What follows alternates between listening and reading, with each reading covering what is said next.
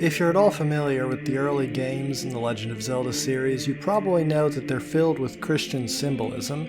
Link's shield in both NES games prominently features a cross. The magic book is literally called the Bible in the Japanese version.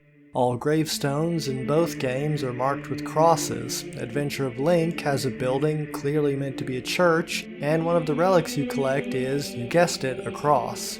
A Link to the Past did tone it down a bit, but the sanctuary is still clearly modeled after a church, and the old sage is clearly a priest. Link opens the path to the desert palace by performing the sign of the cross and clasping his hands together, and then of course there's this image from the Japanese strategy guide that literally depicts Link genuflecting in front of a crucifix. Most people dismiss this as simply early installment weirdness, a bit of exoticism from the perspective of its Japanese creators before the series' internal mythology had fully formed. And yeah, that is the most logical explanation, but this is Zelda we're talking about, so I say we screw Occam's razor and come up with a proper lore theory to explain how Hyrule became Christian. Believe it or not, this one actually has a pretty straightforward explanation, and it's all thanks to Hyrule Historia. You see, according to the Hyrule Historia timeline, most of the 2D Zeldas take place in the Downfall timeline, the timeline where Link was defeated at the climax of Ocarina of Time. Why is this significant? Well, what do you think a victorious Ganondorf might do with a defeated hero of time? Sure, he might just kill him then and there, but Ganondorf has shown time and again to be a sadistic villain. He cursed the Great Deku Tree and Lord Jabu Jabu. He tried to starve the Gorons in the Child Era, and 7 years later attempted to feed them all to an ancient dragon as an example to any who might try to oppose him. No, I don't think Ganondorf would give Link a quick and honorable death. He'd definitely try to make an example of him. But how?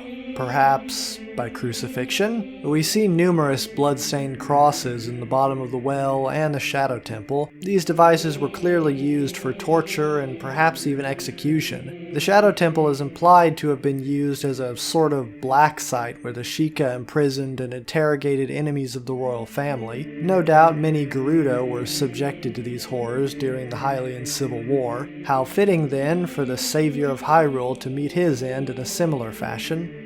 The prophesied savior, killed and crucified like a wretched thief. You know, I think you could make a religion out of that. So yeah, basically, Link is Jesus in Hylian Christianity. Perhaps his sacrifice is what inspires the people of Hyrule to finally rise up against Ganondorf. And after the imprisoning war is over, the martyred hero becomes the centerpiece of a new faith, one that makes heavy use of crucifix imagery. And there you have it, an in-universe explanation for how Hyrule became a Christian kingdom. But hey, it's just a theory. Thanks for watching.